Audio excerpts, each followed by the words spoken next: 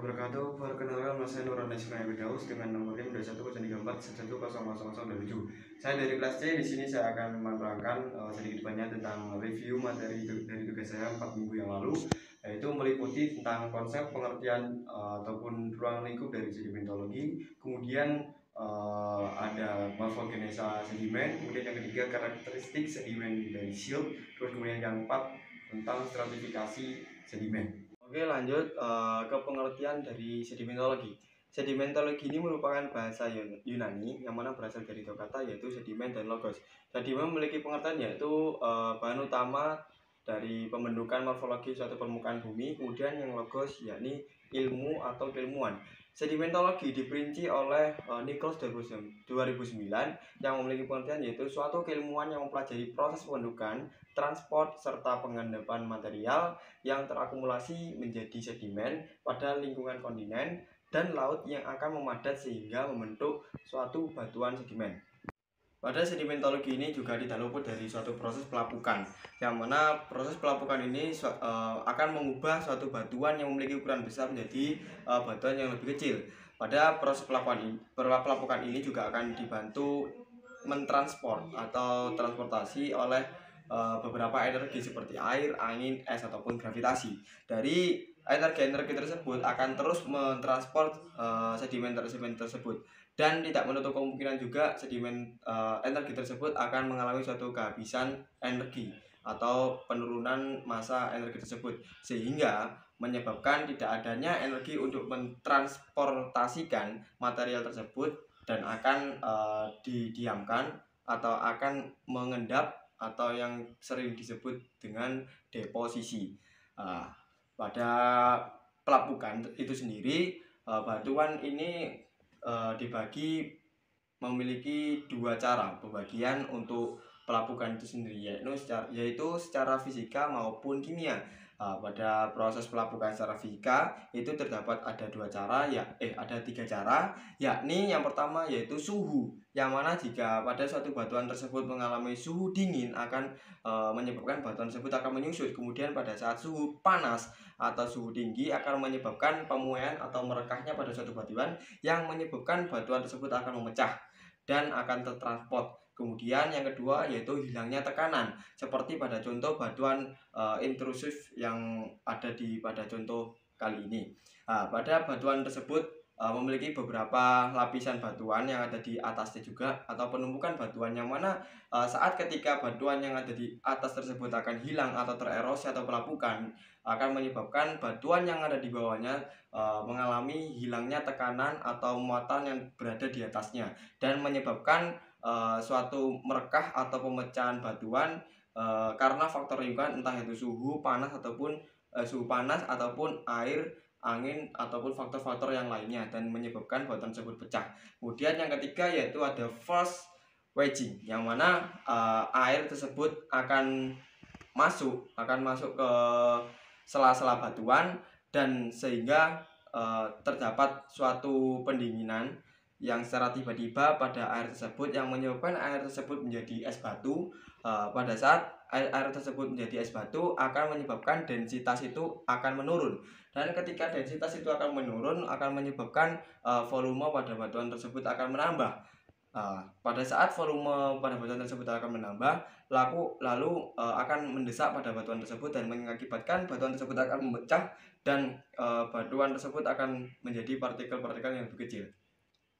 Kemudian yang kedua yaitu karena adanya faktor kimia, yang mana faktor kimia ini disebabkan karena adanya teralterasinya akibat air, oksigen, ataupun karbon dioksida yang ada di atmosfer, sehingga ada suatu contoh yaitu seperti adanya hujan asam, yang mana hujan asam tersebut akan turun pada suatu batuan yang mengakibatkan tererosi atau tergerusnya suatu batuan sehingga menjadi ukuran yang lebih kecil. Untuk ukuran-ukuran pada batuan tersebut telah ditetapkan oleh skala yang bisa kita kenal sampai sekarang, yaitu skala Wentworth, yang mana membaginya terdapat beberapa klasifikasi seperti batuan boulder, yang mana yaitu batuan besar, kemudian ada gravel, kerikil, kemudian ada sand, pasir, terus kemudian ada silt, kemudian ada clay. Untuk cara pengangkutan sedimen itu sendiri yaitu dibagi menjadi tiga, yaitu ada suspensi, kemudian ada pit load, kemudian yang ketiga ada saltasi. Yang mana suspensi ini diperuntukkan untuk sedimen-sedimen yang memiliki ukuran sangat kecil seperti lempung. Kemudian ada pit load yang diperuntukkan untuk sedimen-sedimen yang relatif besar seperti pasir, kerikil, kerakah, bongkah ataupun batu-batuan yang besar yang lainnya. Baik itu ditransport dengan cara menggelundung, menggeser ataupun mendorong. Kemudian ada saltasi yang umumnya terjadi pada sedimen berukuran pasir. Setelah proses pengangkutan sedimen, kita juga akan mengetahui siklus batuan, yang mana siklus batuan tersebut akan berasal dari magma, yang mana magma tersendiri akan keluar dari letusan gunung Merapi, kemudian akan turun dan mengalami suatu pendinginan atau cooling, yang mana pendinginan tersebut diakibatkan oleh faktor lingkungan, entah itu suhu ataupun yang lainnya, dan menyebabkan batuan tersebut menjadi batuan beku. Dan kemudian setelah menjadi batuan beku akan mengalami suatu pelapukan dan akan berubah menjadi serpian-serpian kecil, yaitu sedimen. Pada saat berubah menjadi sedimen akan mengalami suatu transport sedimen yang telah diterangkan sebelum-sebelumnya dan mengalami suatu kompaksi atau penekanan atau pemadatan sehingga menjadikan dia menjadi batuan sedimen. Setelah menjadi batuan sedimen, dia akan terdeformasi ataupun termetamorfosis menjadi karena faktor suhu ataupun tekanan dan menjadi batuan metamorf. Pada batuan metamorf juga akan mengalami suatu peleburan atau melebur atau melting karena kedalaman yang atau penekanan yang dialami oleh batu metamorf tersebut dan mengakibatkan batuan tersebut akan menjadi magma kembali. Selain transport sedimen tersebut berasal dari siklus batuan, ada lagi dari siklus hidrologi. Siklus hidrologi ini bermula dari proses evaporasi ataupun transpirasi, kemudian berkondensasi sehingga terjadi suatu presipitasi ataupun hujan, yang mana tidak hanya di laut, melainkan di pegunungan ataupun di dataran rendah yang lainnya, yang mana dapat menyebabkan salah satu faktor tertransportnya sedimen dengan surface runoff ataupun groundwater outflow sehingga terakumulasi di suatu tempat. Selain itu juga ada yang dinamakan dengan siklus Aeolian yang juga merupakan salah satu faktor tertransportnya sedimen yang melibatkan aktivitas angin, yang mana angin tersebut untuk mengikis, mengangkut dan mengendapkan suatu sedimen atau yang sering disebut dengan aerosol. Untuk materi yang kedua ini yaitu morfogenesa sedimen. Sebelum kita mengetahui tentang morfogenesa sedimen, kita wajib mengetahui tentang geomorfologi. Geomorfologi itu dibagi menjadi tiga kata, yaitu geos, morfos, dan logos. Menurut bahasa Yunani, geos memiliki pengertian yaitu bumi, terus kemudian morfos memiliki pengertian yaitu bentuk, dan logos memiliki pengertian yaitu keilmuan. Menurut Hagen 2007, pengertian dari geomorfologi itu sendiri yaitu suatu keilmuan tentang perubahan suatu bentuk permukaan bumi dan proses pembentukannya yang terjadi pada sepanjang evolusi. Diketahuinya asal dan perkembangan bentuk permukaan bumi itu sendiri dapat disebut sebagai morfogenesa. Morfogenesa menurut Nurwi Hastuti et al. 2013 dibagi menjadi tiga, yaitu morfostruktur aktif, morfostruktur pasif, dan morfostruktur dinamik.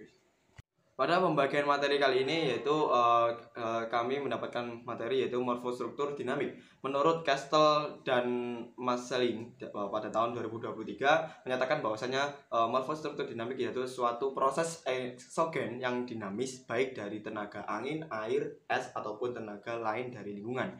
Misalnya seperti gumuk pasir dan sungai yang berkelok. Sungai yang berkelok merupakan suatu sungai yang berasal dari aliran air yang deras yang dapat mengangkut partikel seukuran pasir, sehingga pasir yang dibawa oleh arus deras akan menumpuk di bagian dasar, sehingga air yang di bagian sungai tersebut menjadi lebih dangkal. Ini terus terjadi sampai akhirnya tepi sungai tersebut membentuk struktur tanah yang baru. Kemudian ada aliran air yang deras dari luar yang mendorong bagian kerak sungai membawanya ke kanal lain dan mengempaskan ke sisi sungai yang lain.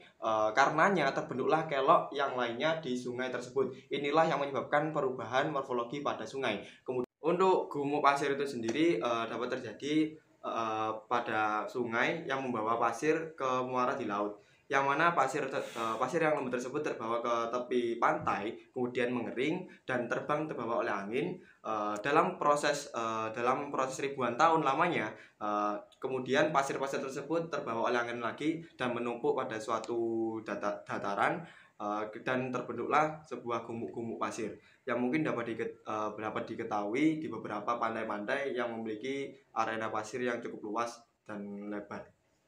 Untuk materi yang ketiga ini yaitu karakteristik sedimen. Karakteristik sedimen ini yaitu batuan sedimen dibagi menjadi dua, yaitu ada yang klastik dan non klastik. Untuk yang klastik adalah pembentukannya berasal dari pecahan batu asal atau pengendapan kembali oleh organisme pengurai. Kemudian yang non klastik itu batuan sedimen yang memiliki kandungan kimia ataupun strukturnya terdiri dari kimia, dan juga ada batuan sedimen organik. Untuk batuan klastik tersebut dibagi ada beberapa klasifikasi, yaitu yang pertama ada vulkanoklastik, terus ada terrigenous plastik, kemudian ada karbonat. Untuk yang non plastik dibagi menjadi karbonat, terus ada yang disebut batu bara, batu besi, ada batu fosfat dan silicose deposit, kemudian ada juga evaporate. Menurut Tesla et al. 2013, diyakini bahwasanya 3 fraksi ukuran sedimen yang termasuk sedimen paling halus yaitu lempung, pasir, dan lanau. Untuk pengukuran dari 3 fraksi sedimen tersebut, kita menggunakan alat ukur tertentu yang dapat mengukur sedimen-sedimen tersebut dan menggunakan metode pengukuran tertentu. Kemudian menurut MC Ken 2021, lanau juga termasuk batuan metamorf tingkat rendah. Hubungan dengan tugas saya yaitu mengenai tentang karakteristik silt. Jadi saya ada beberapa jurnal yang menerangkan tentang karakteristik dari silt, yaitu menurut Tesla et al. 2013, lanau atau silt merupakan sedimen yang terdiri dari beberapa mineral dan organik. Dominan sedimen ini terdapat di sungai utama Cina, yaitu seperti Yangtze dan Kaohning. Untuk warnanya itu sendiri ada hitam, abu-abu, coklat, kuning, dan putih. Kemudian teksturnya berbutir halus dan berdiameter 0,02 sampai 0,063 mm. Kemudian fragmen dominannya kuarsa dan feldspar, dan adanya silt menandakan lingkungan tersebut berenergi rendah. Kemudian menurut Bolt dan P 2012, ukurannya dibagi menjadi 5 klaster, yaitu yang pertama very coarse silt, kemudian coarse silt, kemudian yang ketiga medium silt, yaitu yang keempat fine silt, kemudian yang kelima very fine silt.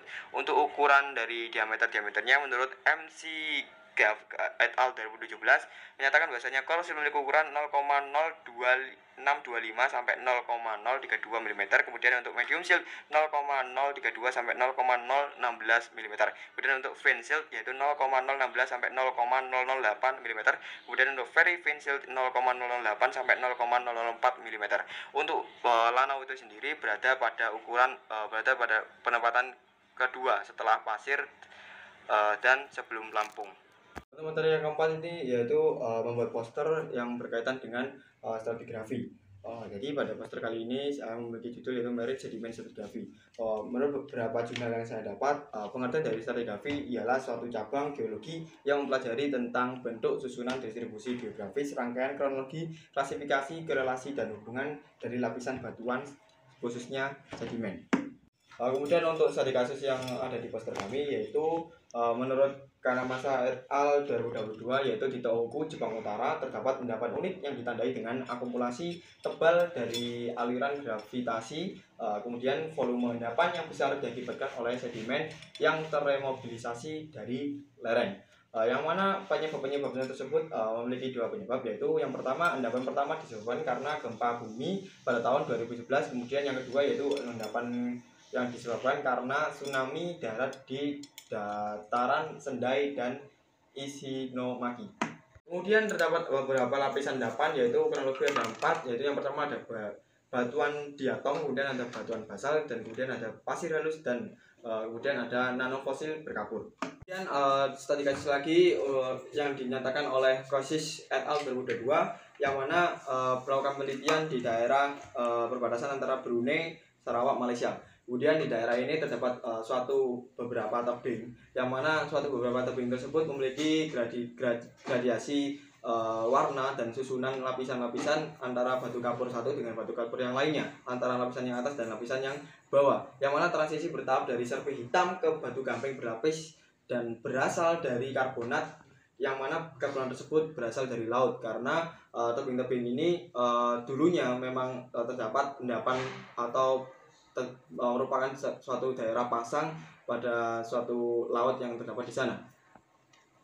Untuk lapisan paling dasar ini, tebing ini bercampur dengan lumpur karena memang karena gaya pasang surut dan oleh sedimentasi yang ada di daerah sana. Dan kemudian perubahan sedimen kaya karbonik ini terjadi sangat awal, sehingga pada saat laut tersebut surut nampak jelas perbedaan lapisan daripada batuan campuran karbonat ini dengan lumpur di bawah hingga batu gamping yang ada di atas.